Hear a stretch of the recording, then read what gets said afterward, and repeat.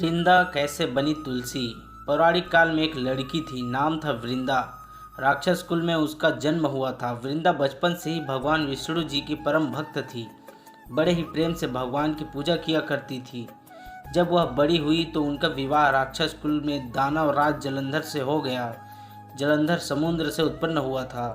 वृंदा बड़ी ही पतिव्रता स्त्री थी, सदा अपने पति की सेवा किया करती थी। एक बार देवताओं और दानवों में युद्ध हुआ।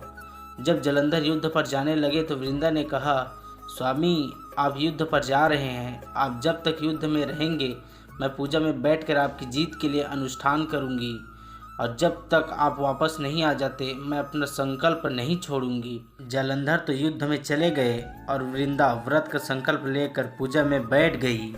उनके व्रत के प्रभाव से देवता भी जलंधर को ना जीत सके। सारे देवता जब हारने लगे तो भगवान विष्णु जी के पास गए।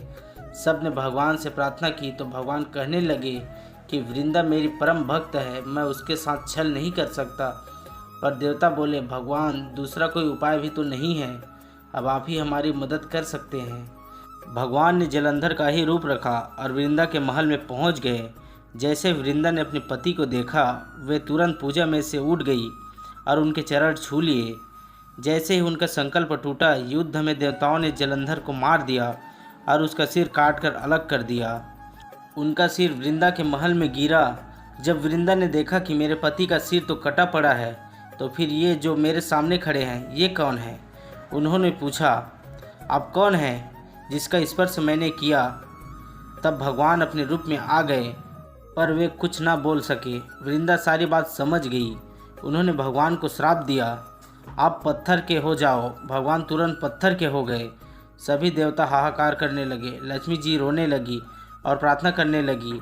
तब वृंदा जी ने भगवान को वापस वैसा ही कर दिया और अपने पति का सिर लेकर वे सती हो गई। उनकी राख से एक पौधा निकला।